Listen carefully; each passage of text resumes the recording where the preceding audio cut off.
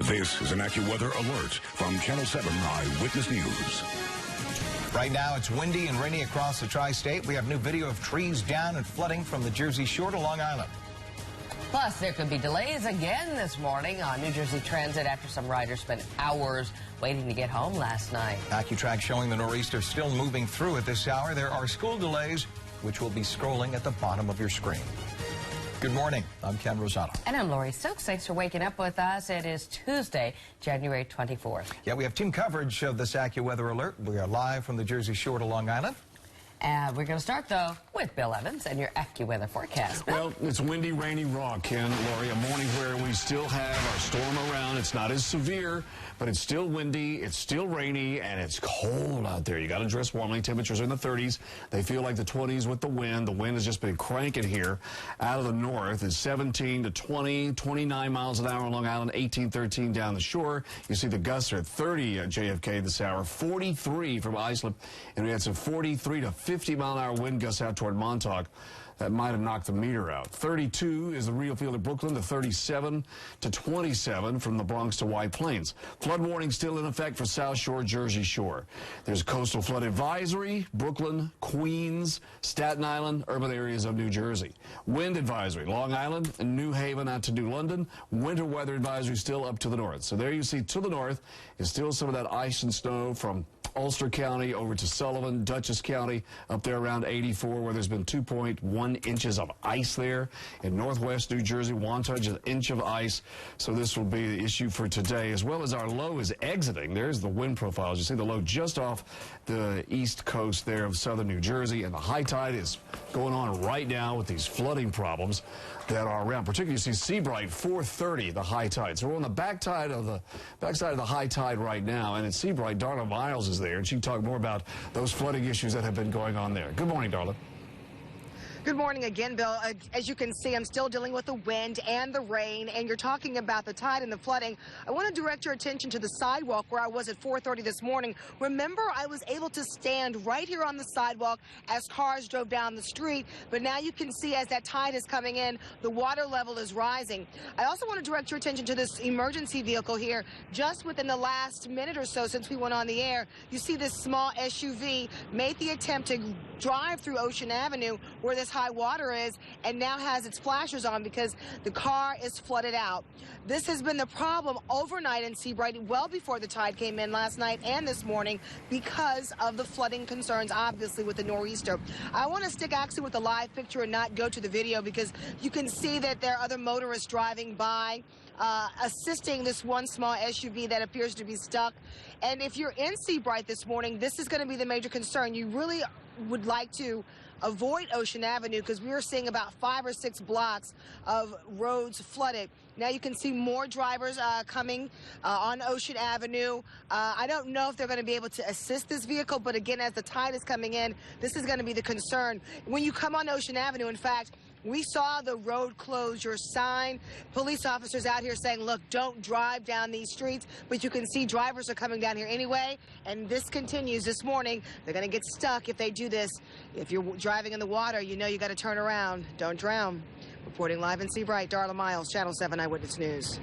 All right, Darla, thank you. We're also getting new video from Long Island. Eyewitness News reporter Drake Clark is live in Freeport, Nassau County. Drake, good morning. Yeah, good morning, King. You know, we had to actually change our position. In our last hit, we were actually standing in this parking lot here. You can see over here it's pretty dry for the most part. Then we quickly realized when we walked around the truck that this was coming right in our direction. This is the nautical mile here in Freeport, Woodcleft Avenue. It's completely underwater, and that water is slowly but surely coming in this direction as the high tide begins to roll in. This was the big concern. This is what business owners were warned about, that there was great potential for serious flooding here, and that's exactly what we're seeing this morning here. Meanwhile, in other parts of Long Island, this is Long Beach. You can see the heavy wind and water pounding the beach there, and also several streets along Beach this morning also underwater. There is sporadic flooding all across Long Island. If you live in one of those flood-prone areas, you definitely should be worried and on very high alert this morning.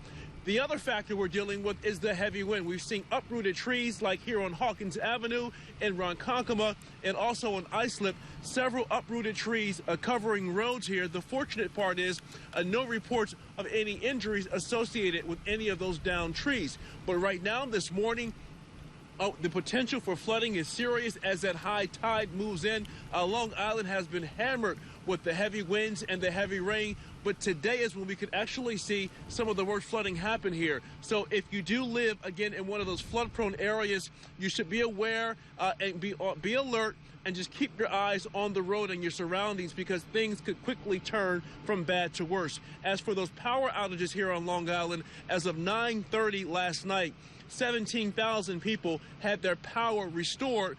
But as of last check, about 1,000 people still without power this morning. So it's turning out to be what could be a very long and difficult morning for a lot of people here on Long Island. We'll keep you posted throughout the morning. For now, we're live in Freeport. Dre Clark, Channel 7 Eyewitness News.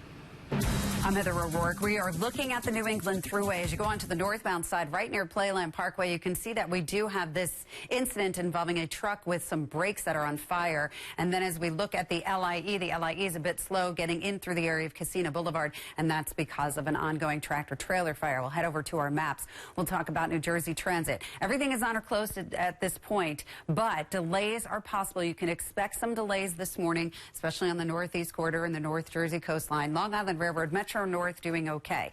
Now, we talked about the LIE incident, the Van Wyck North at exit 11. We have flooding, and then we have an accident on 23 North at Patterson-Hamburg Turnpike. It's actually a downed tree, so keep that one in mind.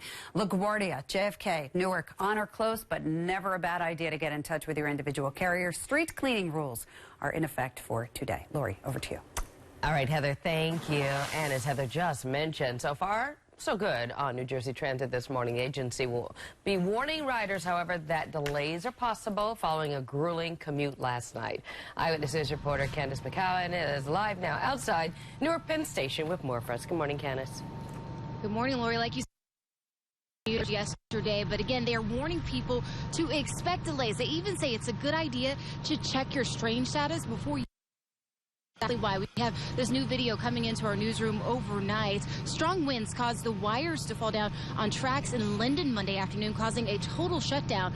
Overnight crews worked to repair those lines. New Jersey Transit and Amtrak crews are right now working to restore the signal system in the Linden area, and if that work isn't completed by this morning, that could compound some delays. Now, Monday's shutdown lasted for about 2 hours, causing major delays and shutdowns. At New York Penn Station, the crowds piled up, and once the trains finally left, there was standing room only. It was a long and frustrating night. The fact that we had to wait here this long, and there's no alternative or anything like that, no substitute or anything to, kind of replace these trains that's down, or anybody working to fix it and get it done. It's just hectic. Also, take a look at this. In Hoboken, people arrived to this with tracks underwater. That's just how much rain fell yesterday. Also, good news this morning. The Newark AirTrain monorail service was suspended yesterday because of the weather. Well, it is back up and running this morning. Live at Newark's Penn Station, Candace McCowan, Channel 7 Eyewitness News. All right, Candace, thank you. Well, a dangerous scene in Jersey City. Workers had to remove a scaffold that was swinging in the wind. Take a look at what it looked like outside 15 Exchange Place yesterday. A passerby captured the video as the scaffold swayed away from the building and then slammed right back into it. No one was on the scaffold and no one was injured. It's 5:38. The powerful winds knocked down trees in several New Jersey neighborhoods. This tree came crashing down on a home in West Orange, landing on a woman's bedroom, splitting the tree in two. No one was hurt, but it's going to be a big cleanup operation today.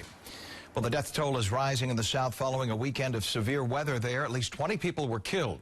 The National Weather Service reported 39 possible tornadoes this weekend. The twisters destroyed hundreds of homes across the region.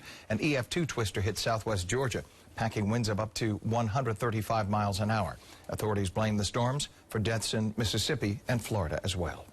It's 5:39 coming up on Eyewitness News. Bulletproof windows could soon be coming to all NYPD control cars. How the city reportedly plans to pay for it. Plus, dramatic video shows Minnesota's governor collapsing during a State of the State address. We have an update on his health this morning.